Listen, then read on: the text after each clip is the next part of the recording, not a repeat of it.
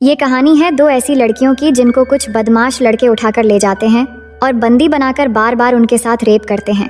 लेकिन ये दोनों हार नहीं मानती और किस तरह उन सभी लड़कों से एक एक करके अपना बदला लेती है, देखेंगे हम इस पूरी कहानी में। हेलो दोस्तों, मेरा नाम है इशिता और इस कहानी की शुरुआत में हम दो खूबसूरत लड़की कैटी और नैन्सी को देखते हैं जो एग्रीकल्चर की स्टूडेंट है और अब वो आगे की स्टडी करने के लिए न्यूयॉर्क की एक फार्म में जाने वाली थी। इसलिए दोनों बहुत ज़्यादा खुश थी और दोनों आपस में बात करती है कि इस बहाने हम यूरोप भी घूम लेंगे और वहाँ बहुत सारे शॉपिंग भी करेंगे। अब अगली सुबह दोनों को लेने के लिए उनके अंकल जेसन आते हैं जो कि एक FBI एजेंट है। उसके बाद जब वो दोनों जेसन के घर जाते हैं तो वहाँ उनकी मुलाकात जेसन की गर्लफ्रेंड से होती है जो उन्हें देखकर बहुत खुश होती है। अब इस शहर में आने के बाद कैटी और नैन्सी अपना नाम भी नया रखने का सोचती है। जहाँ कैटी अपना नाम हैदर तो नैन्सी अपना नाम रिप्ली रखती है। अब अगले दिन जेसन उन्हें बस स्टॉप पर लेकर आता है क्योंकि कैटी और नैन्सी को स्टडी के लिए एग्रीकल्चर फार्म जाना था। यहाँ पर जेसन इन दोनों के साथ ही न्यूयॉर्क जाने वाली बस का वेट करने लगता है, लेकिन कैटी जेसन को कहती हैं कि बस कुछ ही देर में यहाँ आ जाएगी, आप अपने काम के लिए निकल जाएं, हम पहुँचते ही आपको मैसेज कर देंगे। जिस पर जेसन उन्हें कहता है कि तुम कोड वर्ड इस्तेमाल करना जिससे मैं समझ जाऊंगा कि तुम दोनों सेफली पहुँच गए हो। जिसके बाद कैटी कहती है कि मैं एप्पल वर्ड यूज करूंगी, लेकिन जेसन कहता है कि तुम हर बार अलग अलग अल्फाबेट यूज करना ताकि कोई तुम्हारे कोड वर्ड को ना समझ सके। अब यहाँ पर रोड से गुजर रहे दो लड़के कैटी और नैन्सी को देखते हैं, तभी जेसन भी अपने काम के लिए वहाँ से चला जाता है और उसके जाने के बाद कैटी और नैन्सी पास के एक रेस्टोरेंट में कॉफ़ी पीने जाते हैं जहाँ पर वो लड़के भी आ जाते हैं जो उन्हें कुछ देर पहले देखकर गुजर रहे थे। इनका नाम जेड और ल्यूकस है और वो दोनों कैटी और नैन्सी से बातें करने लगते हैं जिससे कैटी और नैन्सी उनको अपना नाम हैदर और रिप्ली बताती है।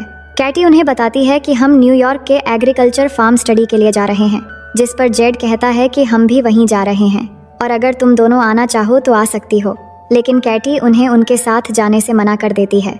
पर जब वो दोनों उठ के जा रहे होते हैं तभी नैन्सी कैटी को उनके साथ जाने के लिए मना लेती है और दोनों उनके साथ चली जाती है। लेकिन यहाँ हम देखते हैं कि जेड और ल्यूकस दोनों को फार्म न ले जाकर अपने घर ले जाते हैं जो कि जंगल के एकदम पास हैं।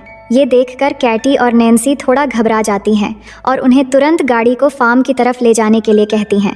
लेकिन तभी घर से जेड और ल्यूकस की मॉम आती हैं जो उन्हें बड़े ही प्यार से चाय पीने के लिए कहती हैं और दोनों को ये भी कहती हैं कि जेड और ल्यूकस बाद में तुम दोनों को छोड़ देंगे।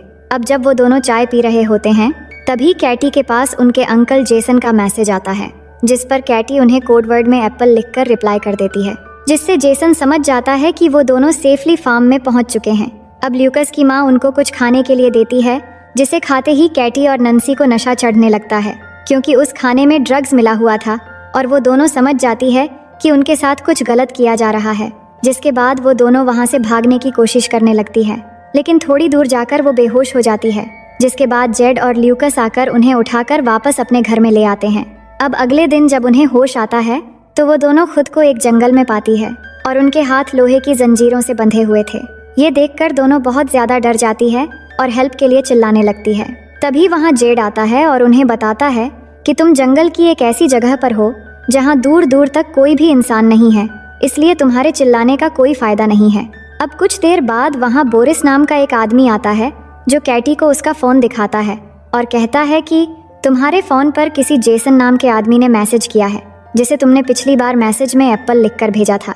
वो दोनों से इसका मतलब पूछने लगता है, जिस पर कैटी बताती है कि एप्पल एक कोड वर्ड है जिसका मतलब है कि हम दोनों सेफ हैं।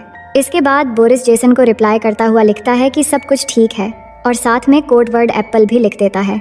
इसके बाद वो लोग कैटी और नैन्सी को उनके सामने ही नहाने के लिए फोर्स करते हैं। तभी शरीफ नाम का एक पुलिस ऑफिसर वहाँ आता है जिसे देखकर कैटी और नैन्सी उससे मदद मांगने लगती है, लेकिन कुछ देर बाद उन्हें पता चलता है कि वो पुलिस ऑफिसर भी जेड और ल्यूकस से मिला हुआ है और ये देखकर वो दोनों और भी ज़्यादा डर जाती है। अब यहाँ कैटी और नैन्सी उन लोगों को समझाने की कोशिश करती है कि प्लीज़ हमें यहाँ से जाने दो, हम किसी को कुछ नहीं बताएंगे और तुम लोग चाहो तो हम तुम्हें बहुत सारे पैसे भी दे देंगे, लेकिन वो उनकी एक भी बात नहीं सुनते। जिसके बाद हम देखते हैं कि वो पुलिस वाला वायाग्रा की टेबलेट खाता है और अपने लिए कैटी को चूज करता है। इसके बाद हम उस पुलिस ऑफिसर को कैटी के कंटेनर से बाहर आते देखते हैं, जिससे हमें पता लगता है कि उसने कैटी के साथ जबरदस्ती किया है।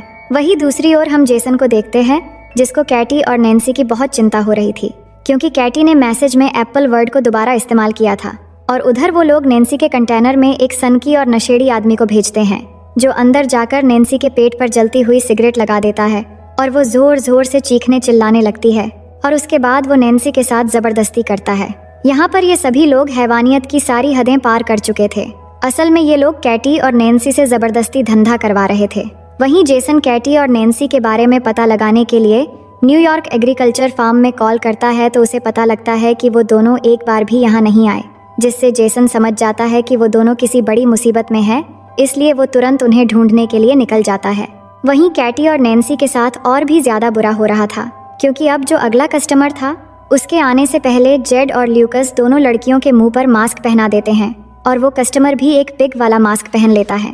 इसके बाद जेड और ल्यूकस उस कस्टमर को कैटी और नैन्सी के चेहरे से मास्क उतारकर उनके चेहरे दिखाता है, जिससे दोनों लड़कियां उस पिग मास्क वाले आदमी को देखकर और भी ज्यादा डर जाती हैं और जोर जोर से चिल्लाने लगती है। जिसके बाद वो आदमी नैन्सी को चूज करता है और उसे कंटेनर में ले जाकर उसके साथ जबरदस्ती करता है। अब उसके जाने के बाद जब कैटी नैन्सी के पास जाती हैं तो वो देखती हैं कि नैन्सी की हालत बहुत ज्यादा खराब हो गई है।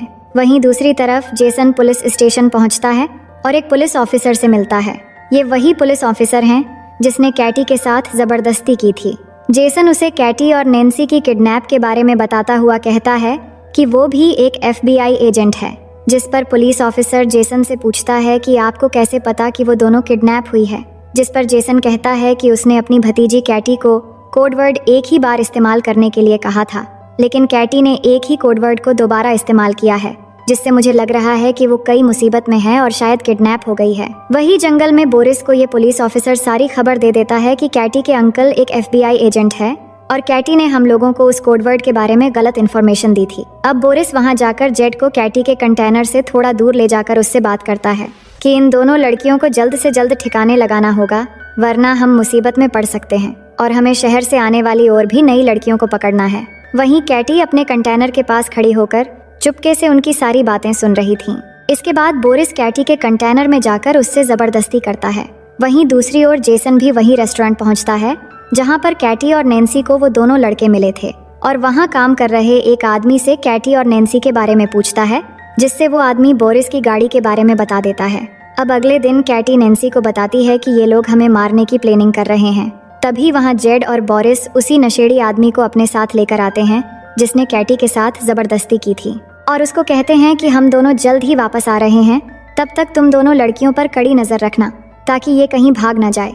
अब उनके वहाँ से जाते ही कैटी उस नशेड़ी को अपनी ओर अट्रैक्ट करने लगती है और उसे अपने साथ इंटीमेट होने के लिए उकसाती है और ऐसा करते हुए जैसे ही वो उस नशेड़ी के करीब जाती है तो वो उसके गले पर जोर से काट देती है, जिससे उसके गले से खून निकलने लगता है और वहीं पर उस नशेड़ी की मौत हो जाती है। इसके बाद वो दोनों अपनी हथकड़ियाँ खोलकर वहाँ पर छुप जाती है और जब वो पुलिस वाला यहाँ पहुँचता है तो वो दोनों चुपके से उसकी गाड़ी लेकर यहाँ से भाग जाती है। इसके बाद ये दोनों एक मॉल में जाती है और बहुत सारे अजीब सामान खरीदती है, जैसे कि हथौड़े, कुल्हाड़ी, टेनिस बॉल और बहुत सारे कीले और बहुत खतरनाक हथियार। इसके बाद वो मॉल की कैशियर के पास जाकर उससे बोरिस के घर का एड्रेस पूछती है, जिस पर वो उन्हें बोरिस का एड्रेस बता देता है। वही जेसन बोरिस के कार इंश्योरेंस कंपनी में पहुंचता है जहां पर उसे बोरिस के घर का पता मिल जाता है। वहीं हम देखते हैं कि बोरिस अपने घर पर म्यूजिक लगाकर एंजॉय कर रहा होता है। तभी वहां कैटी और नैन्सी आ जाती हैं और टेनिस बॉल पर बहुत सारी कीलें लगाकर उसके मुंह पे मारती हैं, जिससे वो बेहोश हो जाता है। उसके बाद जैसे ही उसे होश आता है तो वो खुद को एक टेबल से बंधा हुआ पाता है, लेकिन बोरिस उन्हें खुद को छोड़ने के लिए बहुत पैसों का ऑफर देता है, लेकिन कैटी और नैन्सी को तो सिर्फ अपना बदला चाहिए था। वहीं उनके अंकल जेसन भी बोरिस के घर के बाहर पहुंच गए थे और घर के अंदर कैटी और नैन्सी बोरिस से उस मस्क वाले आदमी का एड्रेस पूछती है, जिससे बोरिस उन्हें एड्रेस बता देता है। इसके बाद वो दोनों उसके पिछवाड़े में कीलों से भरा हुआ एक बेसबॉल घुसा देती है, जिससे वो जोर जोर से चिल्लाने लगता है और ये आवाज सुनकर जेसन जल्दी से घर के अंदर आता है और आकर देखता है बोरिस मरा पड़ा है। तभी उसे घर के पीछे गाड़ी की आवाज सुनाई देती है, लेकिन जब तक वो बाहर जाता है तब तक कैटी और नैन्सी गाड़ी लेकर वहां से निकल चुकी थी। अब जेसन जल्दी से वापस पुलिस स्टेशन जाता है और उस पुलिस ऑफिसर से दोबारा कैटी और नैन्सी के बारे में पूछने लगता है और इसी दौरान जेसन कैटी को कॉल लगाने की कोशिश करता है। तभी उसे पता लगता है कि कैटी का फोन उस पुलिस ऑफिसर के पास ही है। अब इससे पहले कि जेसन कुछ कर पाता, पुलिस ऑफिसर उसके पीछे से गन पॉइंट करके खड़ा हो जाता है। वहीं दूसरी ओर कैटी और नैन्सी एक चर्च में पहुंचते हैं जहां हमें पता चलता है कि वो पिग मस्क वाला आदमी कोई और नहीं बल्कि इस चर्च के फादर है और वो फादर उन्हें देखकर एकदम से पहचान लेता है। तभी कैटी पीछे से उस पर डंडे से मारकर बेहोश कर देती है और दोनों उसे गाड़ी के पीछे बांधकर घसीटते हुए टाउन की तरफ ले आते हैं और वहां एक दुकान से माचिस और पेट्रोल खरीदकर उस पर पेट्रोल छिड़क कर उसे जिंदा ही जलाकर मार देते हैं। वहीं हम देखते हैं कि जेसन को वो पुलिस वाला चेयर से बांध देता है और कुछ देर बाद वो 2 नई लड़कियों को किडनैप करके वहां लाता है। इसके बाद जब वो उन लड़कियों के साथ जबरदस्ती करने लगता है तभी चुपके से कैटी और नैन्सी वहां आकर डंडे से उसके सर पर अटैक करके उसे बेहोश कर देती है और जब उसे होश आता है तो वो खुद को एक कुर्सी से बंधा हुआ पाता है और उन दोनों से माफी मांगने लगता है। उसके बाद कैटी गन में सिर्फ एक बुलेट डालकर उसे डराने लगती है और बारी बारी से उस पर गन से शूट करने लगती है, लेकिन सभी शूट में वो बच जाता है, इसलिए वो थोड़ा मुस्कुराता है। लेकिन अगले ही सेकंड में कैटी उसे शूट करके एकदम जान से मार देती है। इसके बाद कैटी और नैन्सी वहां मौजूद दोनों लड़कियों को आज़ाद करके उन्हें जेसन को खोलने के लिए कहती है और खुद वहां से चली जाती है। जिसके बाद वो लड़कियां जेसन की रस्सी खोल देती हैं और उसे बताती हैं कि उन लड़कियों ने हमें ऐसा करने को कहा है। अब यहाँ पर जेसन को पूरी बात समझ आती है कि वो दोनों लड़कियां कोई और नहीं बल्कि कैटी और नैन्सी हैं। वहीं हम जेड और ल्यूकस की मॉम को देखते हैं जो ड्रिंक कर रही थी। तभी अचानक उसे अजीब सा नशा होने लगता है जिससे वो वहीं पर गिरकर बेहोश हो जाती है। इसके बाद जब उसे होश आता है तो वहाँ कैटी और नैन्सी ने उसको बेसमेंट में एक कुर्सी से बांध रखा था और उन दोनों ने जेड को भी उसके बिल्कुल सामने वहीं पर बांध रखा था। जिसके बाद कैटी और नैन्सी जेड को उसकी मॉम की आंखों के सामने ही डंडे से मारकर नीचे गिरा देती है और फिर दोनों उसे पीटते पीटते एकदम उसकी जान ले लेते हैं, जिससे उसकी मॉम जोर जोर से रोने लगती है। जिसके बाद वो उसकी मॉम को ल्यूकस के पास लेकर जाती है जहां वो ल्यूकस के हाथ में एक डंडा देकर उसकी ही मॉम को मारने के लिए कहती हैं और उसे धमकाती हैं कि अगर तुमने ऐसा नहीं किया तो हम तुम्हें गोली मार देंगे। लेकिन ल्यूकस ऐसा नहीं कर पाता, जिससे नैन्सी उसे गन से शूट करके मार डालती। इसके बाद वो उसी गन को साफ करके ल्यूकस को पकड़ा देती है जिससे पुलिस को लगे कि दोनों माँ बेटे आपस में ही लड़कर मर गए हैं। इसके बाद ल्यूकस की मॉम कैटी और नैन्सी को कहती है कि अगर तुम दोनों मुझे नहीं मारोगे तो मैं तुम्हें बहुत सारे पैसे दे सकती हूँ और मेरे पास बहुत पैसे हैं।